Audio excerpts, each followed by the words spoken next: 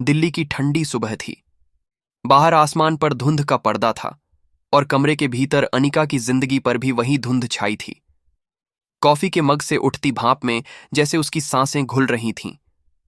वो बालकनी में खड़ी थी, हाथ में किताब थी, पर आंखें किसी पन्ने पर नहीं, बस शून्य में टिकी थीं। दीवार पर लगी एक तस्वीर उसके हर सुबह का जहर थी। वो और आरव साथ में मुस्कुराते हुए, पीछे पहाड़, सामने उनकी हंसी। वो तस्वीर जैसे कह रही थी, देखो, कभी तुम भी हंसती थीं। अनिका ने तस्वीर से नजरें हटा लीं। दिल फुसफुसाया। कितनी अजीब बात है, हम उन लोगों से भी यादें नहीं मिटा पाते जिन्होंने हमें मिटा दिया। कॉलेज की लड़की, सपनों वाली अनिका, 3 साल पहले की अनिका बिल्कुल अलग थी। दिल्ली यूनिवर्सिटी की सबसे तेज छात्राओं में से एक। उसे किताबों से, बहसों से और जिंदगी से प्यार था। हर क्लास में उसकी आवाज गूंजती, महिलाओं को बराबरी नहीं, सम्मान चाहिए। लोग उसकी हिम्मत की तारीफ करते। दोस्त कहते, यार, तू जिंदगी में बहुत बड़ा करेगी। वो हंसकर जवाब देती, मैं बस सच्चाई से जीना चाहती हूं। उसी यूनिवर्सिटी में हुआ उसका सामना आरव मेहरा से, एक युवा पत्रकार जो समाज की सच्चाइयां कैमरे में कैद करता था। पहली बार जब उसने उसे देखा, वो बोल रही थी, औरतें आज भी चुप हैं क्योंकि उनकी आवाज को समाज ने संस्कार का नाम दे दिया है। आरव मुस्कुराया। उसे लगा, इस लड़की की आंखों में आग है, एक ऐसी आग जो किसी दिन दुनिया बदल देगी। पहली मुलाकात सेमिनार खत्म हुआ तो आरव ने आकर कहा, आपकी बातों में जो सच्चाई थी वो कैमरे में नहीं कैद हो पाई। वो हंस पड़ी।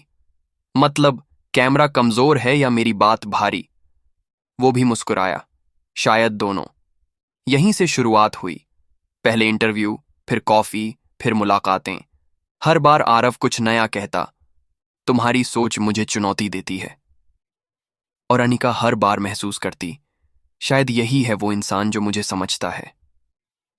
प्यार का मौसम 6 महीने में दोस्ती प्यार में बदल गई। आरव उसे अपनी दुनिया दिखाने लगा। रात के शूट, डिबेट, निडर शब्दों की ताकत। और अनिका उसे अपने सपनों की दुनिया में ले जाती। किताबें, कविताएं और मौन की गहराई। एक शाम इंडिया गेट के पास दोनों बैठे थे। चारों तरफ लाइटें थीं और हवा में शांति। आरव ने धीरे से कहा, कभी कभी लगता है तुम मेरी कहानी की आखिरी लाइन हो। वो बोली, कभी कहानी अधूरी भी रह जाती है। आरव ने उसकी उंगलियां थाम ली। तो वादा है, तुम्हें अधूरा नहीं छोड़ूंगा। वो पल जैसे हमेशा के लिए थम गया। वो नहीं जानती थी, यही वादा किसी दिन उसकी सबसे बड़ी चोट बनेगा। शादी, सपनों का घर, दोनों ने परिवार को मनाया। थोड़ी बहसें, कुछ आंसू और फिर एक नई शुरुआत। छोटी सी शादी, कुछ करीबी दोस्त, कुछ खुशियां। आरव ने उसके माथे पर सिंदूर लगाया तो लगा जैसे दुनिया रुक गई हो। वो मुस्कुराई, अब कुछ गलत नहीं होगा। पर जिंदगी की किताब में सही बहुत कम पन्नों में लिखा होता है। नई शादी, नया घर, एक 2 BHK फ्लैट जिसमें दीवारों पर अब भी पेंट की खुशबू थी। रसोई में उसकी हंसी गूंजती और रातों में आरव की बातें, हम दोनों बहुत आगे जाएंगे अनिका। वो कॉलेज की नौकरी करती थी, आरव न्यूज चैनल में काम करता था। दोनों की जिंदगियां व्यस्त थीं, पर एक दूसरे के लिए वक्त था। रात को दोनों साथ खाना बनाते, रविवार को फिल्म देखते, कभी कभी लड़ते, फिर हंसते। जिंदगी लगती थी परफेक्ट। दरार का पहला संकेत एक दिन ऑफिस से लौटते हुए उसने देखा। आरव फोन पर किसी से बहुत धीरे बात कर रहा था। जब उसने पूछा, कौन था? वो बोला, ऑफिस का काम है डार्लिंग, तुम भी तो व्यस्त रहती हो। उसने सोचा, हाँ, शायद वही बात होगी। प्यार में भरोसा होना चाहिए ना। लेकिन अगले दिन उसने देखा, आरव फिर वही बात कर रहा था। चेहरे पर वही मुस्कान, आंखों में चमक जो अब अनिका के लिए नहीं थी। धीरे धीरे वो घर देर से आने लगा। कभी मीटिंग, कभी शूटिंग, कभी ट्रैफिक। अनिका इंतजार करती रहती। कभी खाना ठंडा हो जाता, कभी उसकी आंखें। एक रात की खामोशी, वो रात अलग थी। आरव बहुत देर से आया। शर्ट पर किसी और परफ्यूम की खुशबू थी जो अनिका की नहीं थी। वो कुछ कहना चाहती थी, लेकिन शब्द गले में अटक गए। रात को जब आरव सो गया, उसने उसका फोन उठाया।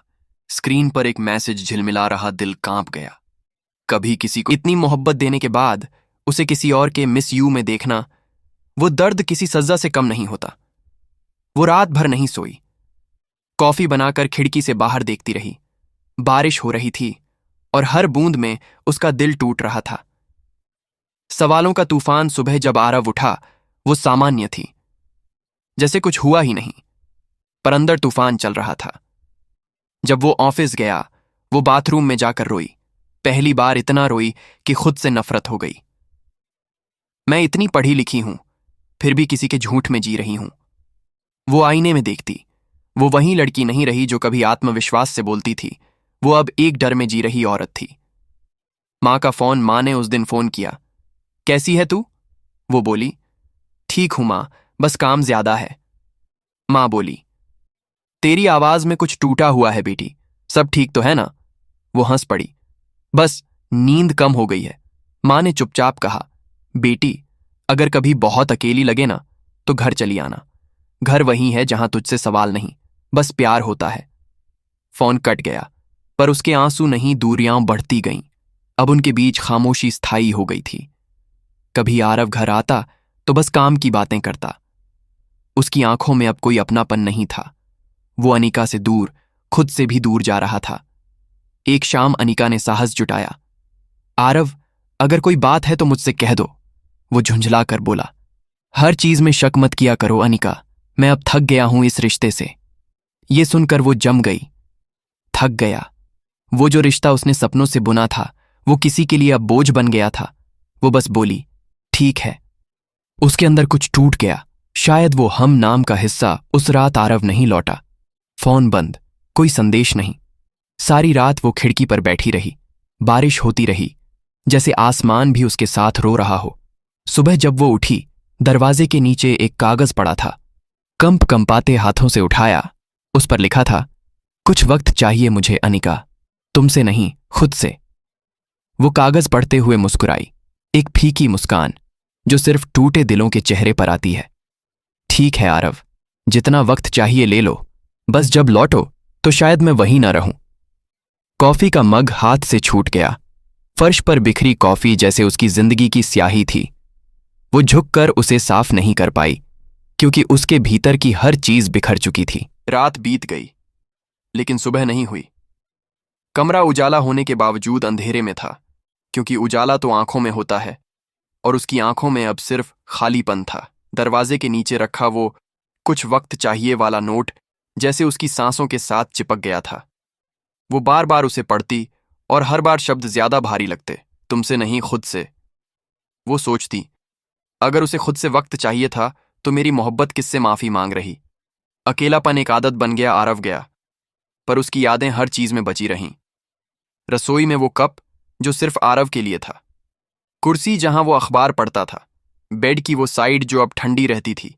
वो कोशिश करती खुद को संभालने की, कॉलेज जाती, लेक्चर लेती, स्टूडेंट्स से मुस्कुराकर बातें करती, पर अंदर कुछ भी नहीं बचा था। लोग कहते, मैम आज थोड़ी थकी लग रही हैं। वो हंसकर जवाब देती, थोड़ा काम ज्यादा था। पर असलियत ये थी, वो अब जिंदा नहीं, बस चलती थी।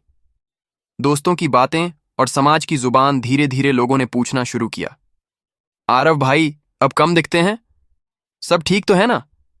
आजकल तुम अकेली दिखती हो। हर सवाल उसके सीने में तीर की तरह लगता। उसे महसूस हुआ, समाज को औरत का दर्द नहीं चाहिए, बस कहानी चाहिए। एक दिन उसकी सहेली रिया उसके घर आई। वो बोली, अनिका, अगर उसने धोखा दिया है तो क्यों झेल रही है? वो बस मुस्कुराई। कभी कभी रिश्ता इतना गहरा होता है कि टूटने पर भी शरीर से बाहर नहीं निकलता। रिया ने उसके कंधे पर हाथ रखा। तू अपने लिए जी, उसके लिए नहीं। वो बोली, शायद अब खुद के लिए जीना सीखना पड़ेगा। आरव की परछाई 1 महीने बाद एक न्यूज वेबसाइट पर आरव की तस्वीर दिखी, कैमरे के साथ, और उसके बगल में एक लड़की, नैना शर्मा, न्यूज एंकर। कैप्शन था, नई जोड़ी, नया शो। अनिका ने स्क्रीन पर उंगली रखी, पर क्लिक नहीं किया। अब देखने की हिम्मत नहीं बची थी। उसे याद आया, कभी आरव कहता था, नैना बहुत प्रोफेशनल है, उसकी सोच तुम्हारी जैसी है। तब उसे गर्व होता था। अब वही नाम उसकी जिंदगी की सबसे बड़ी चोट था। दिल का खालीपन। रातों में उसे नींद नहीं आती थी। कभी वो बालकनी में बैठकर शहर की लाइटें गिनती, कभी खुद से बात करती। क्या मैं किसी से इतनी उम्मीदें रखने में गलत थी? फिर खुद ही जवाब देती, प्यार में उम्मीदें नहीं होती, बस भरोसा होता है, और भरोसा जब टूटता है तो इंसान पूरा मर जाता है। वो अब कॉफी नहीं पीती थी। कहती, कॉफी अब सिर्फ कड़वी लगती है। मां का आगमन एक शाम दरवाजे की घंटी बजी। दरवाजा खोला, मां सामने थी, थकी पर स्नेह से भरी निगाहें। बेटी, तूने सोचा मैं नहीं समझूंगी। अनिका कुछ नहीं बोली, बस मां के गले लग गई। वो रोई जैसे बरसों से आंसू रोक रखे हों। मां ने उसके बालों को सहलाया। बेटी, कुछ रिश्ते भगवान तोड़ता है ताकि तू खुद को बना सके। वो बोली, मां, मैंने तो बस प्यार किया था, इतना बड़ा गुनाह था क्या? मां ने आंखों में देखा। नहीं बेटी, गुनाह कभी प्यार नहीं होता, बस लोग उसे निभाने की ताकत नहीं रखते। उस रात वो मां के कंधे पर सिर रखकर सोई। महीनों बाद चैन मिला। आरव की वापसी 3 महीने बाद एक सुबह दरवाजे पर दस्तक हुई। दरवाजा खोला, सामने आरव खड़ा था। वो थका हुआ, बिखरा हुआ लग रहा था। हाथ में एक गुलदस्ता और आंखों में झूठी शर्म। अनिका, मैं बहुत पछता रहा हूं। उसकी आवाज वहीं थी, पर असर अब नहीं रहा। वो बोली, पछतावा तब होता है जब गलती से कुछ बिगड़ जाए। तुमने तो सोचकर सब किया। आरव झुक गया। मैं उलझ गया था नैना के साथ। वो नया शो, नया माहौल। वो बीच में बोल पड़ी, और पुराना रिश्ता, वो किस शो में गया? आरव ने कहा, मैं अब भी तुमसे प्यार करता हूं अनिका, बस वक्त ने मुझे भटका दिया। वो हंस पड़ी। कितना आसान है ना तुम्हारे लिए प्यार को वक्त का नाम देना। उसने दरवाजा बंद करते हुए कहा, तुम्हें वक्त चाहिए था, अब मुझे जिंदगी चाहिए, वो जिसमें तुम नहीं हो। दरवाजा बंद हुआ और उसी के साथ उसकी जिंदगी का एक अध्याय भी। खुद से मुलाकात। अब अनिका ने अपने आप को फिर से जीना शुरू किया। कॉलेज में उसने एक नई प्रोजेक्ट शुरू की, विमेन हु सर्वाइव, जहां वो उन महिलाओं की कहानियां इकट्ठा करती जो टूटने के बाद भी जिंदा रहीं। हर कहानी लिखते लिखते उसे एहसास हुआ, वो खुद भी एक कहानी है। उसने अपनी किताब लिखनी शुरू की। नाम रखा, खामोश औरत। कभी कभी वो मुस्कुरा देती, कभी रो देती, पर अब हर आंसू में ताकत थी। का अंत, धोखे के साए। रात को उसने अपनी डायरी में लिखा, प्यार हमेशा खूबसूरत नहीं होता, कभी कभी वो जख्म बन जाता है जो हमें इंसान बना देता है। मैं अब वही अनिका हूं, टूटी हुई पर जिंदा। और उसी वक्त बाहर बारिश शुरू हो गई, पर अब वो बारिश दर्द नहीं, सुकून दे रही थी। सुबह की धूप खिड़की से अंदर आ रही थी। पहली बार अनिका ने पर्दे नहीं खींचे, क्योंकि अब वो उजाला छुपाना नहीं चाहती थी। अब वो उसी रोशनी से अपनी कहानी लिखने वाली थी। कॉफी बनाते वक्त उसने खुद से कहा, अब किसी के आने जाने से मेरी सुबह तय नहीं होगी। कॉफी की खुशबू अब कड़वी नहीं लगी, क्योंकि उसने कड़वाहट को स्वीकारना सीख लिया था। नई शुरुआत, विमेन हु सर्वाइव। कॉलेज में उसने एक प्रोजेक्ट शुरू किया, विमेन हु सर्वाइव। वो भारत भर की उन औरतों की कहानियां इकट्ठा करती जो टूटने के बाद भी जीना नहीं छोड़ी। पहली कहानी एक महिला ड्राइवर की थी, जिसने पति के छोड़ देने के बाद ऑन्टो चलाकर 2 बच्चों को पढ़ाया। दूसरी एक घरेलू नौकरानी की थी, जो हर दिन दूसरों के घर साफ करती, पर अपने सपनों को गंदा नहीं होने देती। हर इंटरव्यू के साथ अनिका को लगता वो खुद के एक हिस्से को ठीक कर रही है। कॉलेज की नई पहचान, अब वो क्लास में पहले से ज्यादा आत्मविश्वासी थी। स्टूडेंट्स उसे सिर्फ टीचर नहीं, एक इंस्पिरेशन मानने लगे। एक दिन एक छात्रा ने कहा, मैम, आपकी आंखों में दर्द नहीं, ताकत दिखती है। वो मुस्कुराई। कभी कभी दर्द ही ताकत बन जाता है। वो अपने हर लेक्चर में लड़कियों को कहती, कभी किसी के जाने से खुद को मत खो देना। जो इंसान तुम्हें छोड़ गया, वो तुम्हारे अंदर की ताकत को देखने से डर गया था। किताब का जन्म, रात को वो अपनी किताब पर लिखती, खामोश औरत। हर अध्याय में वो अपनी आत्मा उंडेल देती। कभी दर्द के आंसू गिरते, कभी शब्दों में गुस्सा उतर आता। एक पन्ने पर उसने लिखा, औरतें टूटती नहीं, वो बस थोड़ी देर चुप रहती हैं, फिर जब बोलती हैं तो पूरी दुनिया सुनती है। धीरे धीरे उसकी किताब पूरी होने लगी। वो नहीं जानती थी कि ये किताब एक दिन उसकी जिंदगी बदल देगी। आरव की परछाई फिर लौटती है 6 महीने बाद। एक साहित्य सम्मेलन में उसकी किताब को सम्मान मिला। स्टेज पर खड़ी वो मुस्कुरा रही थी। लोग तालियां बजा रहे थे। पीछे दर्शकों में एक चेहरा था, आरव। वो तालियां नहीं बजा रहा था, बस उसे देख रहा था, जैसे विश्वास नहीं कर पा रहा हो कि वही औरत जिसे उसने कभी छोड़ा था आज पूरी दुनिया की आवाज बन गई है। सम्मेलन के बाद उसने पास आकर कहा, अनिका, तुम वाकई कमाल की हो गई हो। वो शांत थी। कमाल तो तब होता अगर तुमने मुझे तोड़ने की कोशिश न की होती। वो बोला, मैंने गलती की, माफ कर दो। वो मुस्कुराई, माफ करना आसान है पर भूलना नहीं, और अब मैं भूल चुकी हूं कि तुम कौन थे। उसकी आंखें भीग गईं, पर उसने आंसू नहीं पोंछे, क्योंकि वो अब कमजोरी नहीं, याद का हिस्सा थे। जिंदगी की उड़ान अब अनिका ने एक एनजीओ शुरू किया, नई शुरुआत, जहां वो उन महिलाओं को सिखाती थी जो शादी या समाज के कारण टूट चुकी थीं। वो कहती, अगर कोई तुम्हें छोड़ गया तो खुद को मत छोड़ना। उस एनजीओ में सैकड़ों महिलाएं आईं। किसी की आंखों में आंसू थे, किसी के हाथों में सपने। अनिका अब सिर्फ एक औरत नहीं थी, वो आवाज बन गई थी। पुरानी डायरी, नया अंत। एक रात उसने अपनी पुरानी डायरी निकाली। वो पन्ने अब भी गीले थे, आंसुओं से। पर अब उसने आखिरी पन्ने पर लिखा, मैंने उसे खोया पर खुद को पा लिया। शायद यही सच्चा प्यार था, खुद से। वो मुस्कुराई, खिड़की से बाहर देखा। बारिश हो रही थी, पर इस बार बारिश उसे रुला नहीं रही थी, धो रही थी। उसका हर जख्म, हर डर, हर पछतावा का अंत। पुनर्जन्म। अगली सुबह उसने बालकनी से उगते सूरज को देखा। अब वो रोशनी चुभती नहीं थी, बल्कि गर्माहट देती थी। वो बोली, मैं वही अनिका हूं जो टूटी थी, पर अब टूटने से डरती नहीं, क्योंकि मैंने खुद को थामा है। और कमरे की दीवार पर टंगी पुरानी तस्वीर, वो जिसमें आरव और वो थे, उसने उतार दी। फ्रेम खाली रह गया, क्योंकि अब उसमें उसकी नई कहानी आने वाली थी, सिर्फ अनिका की। कहानी का अंत, नई पहचान। सुबह सूरज उगा। पहली किरण खिड़की से अंदर आई और उसके चेहरे पर पड़ी। वो बालकनी में गई, कॉफी का मग हाथ में लिया। वही कॉफी जो कभी दर्द का प्रतीक थी, अब सुकून का स्वाद बन गई थी। नीचे समुद्र चमक रहा था और ऊपर आसमान साफ था।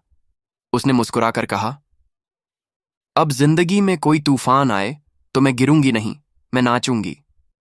वो चली, अपने रास्ते, अपनी कहानी, अपनी पहचान के साथ। अब वो सिर्फ अनिका नहीं थी, वो थी हर उस औरत की आवाज जो कभी चुप रही थी।